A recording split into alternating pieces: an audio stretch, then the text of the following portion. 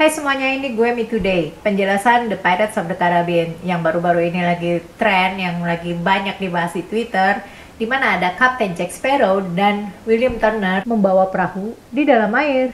Apa bisa hal itu terjadi? Karena meme-nya seperti ini, dan gue bukan anak IPA, tetapi gue anak fisika. Gue mau menjelaskan secara teori bagaimana hal itu bisa terjadi. Kalau prakteknya sih kalian bisa cari perahu dan praktekin sendiri, karena gue nggak punya perahu. Kita tonton dulu kayak gimana bentuknya.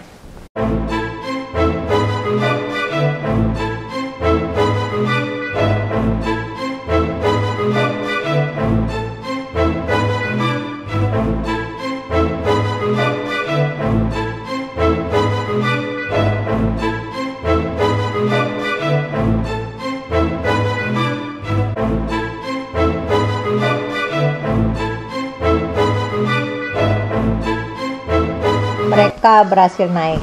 Gimana sih caranya? Ada air pocket, kantung udara di dalam perahu yang udah dibalik itu. Gue udah buat percobaannya secara sederhana. Kalian simak dulu videonya.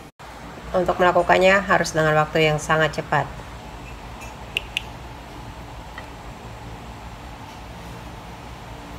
Buktinya, pada saat nanti gue angkat, ini akan ada gelombang udara.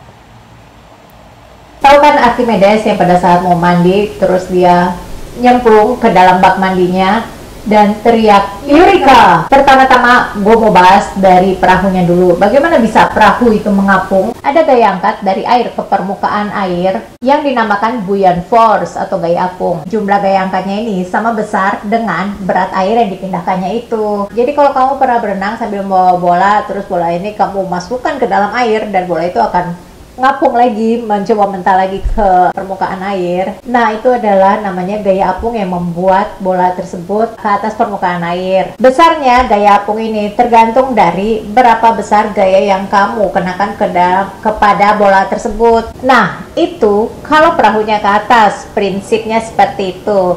Tapi gimana kalau perahunya ini kebalik? Jadi karena perahu ini kebalik, ada air pocket di dalamnya yang tadi seperti sudah gue jelaskan di video sebelumnya, gimana bisa membuat air pocket dengan gerakan yang sangat cepat, dan adanya gaya buoyant atau gaya apung.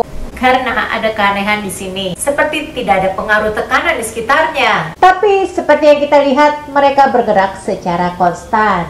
Kapten Jack Sparrow dan Will Turner bergerak dengan kecepatan yang sama ke arah kapal yang lebih besar. Walau kaki Will sempat terperangkap, tetapi justru ini akan menambah besarnya gaya gravitasi sehingga membuat mereka berada di dalam air. Air yang tidak bisa memenuhi perahu dan sifat-sifat lainnya yang berada di dalam perahu akan hampir sama pada saat mereka berjalan, sehingga gaya buoyant juga jumlahnya tetap sama di posisi manapun mereka. Apalagi kan mereka tadi mau berjalan ke arah kapal yang lebih besar itu. Jadi gaya gravitasi bukanlah satu-satunya gaya yang bekerja pada perahu dan diri mereka ini. Ada gaya buoyant, gaya apung yang melawan gaya gravitasi. Kalau kamu mengira kalau perahu itu pasti ya akan terapung ke atas permukaan air, tapi ternyata di film ini tidak, karena mereka bergerak dengan kecepatan yang konstan, yang sama, dan bobot perahu yang akan membantu mereka sehingga mereka dapat tetap bernafas dan bergerak ke arah kapal yang besar itu. Ini seperti pada saat kamu tidak mengisi balon dengan angin, dengan udara, dan kamu taruh begitu saja balon itu ke dalam air sehingga balon itu lambat laun akan tenggelam.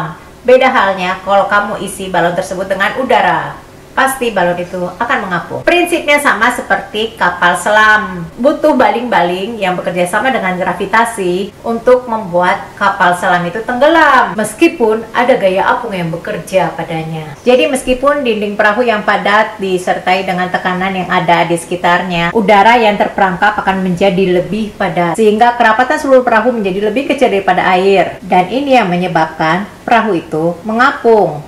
Mereka juga dapat mengangkatnya. Tidak seperti batu yang tenggelam jika dilemparkan ke dalam laut. Perahu ini akan terus aktif bergerak melawan gaya apung dengan bantuan gaya gravitasi. Karena itu, Kapten Jack Sparrow dan Will Turner harus terus bergerak dengan kecepatan yang konstan supaya perahunya tidak muncul ke permukaan. Mungkin akan lebih membantu kalau kalian membayangkan orang yang memakai baju selam yang zaman dulu yang sangat gede-gede itu.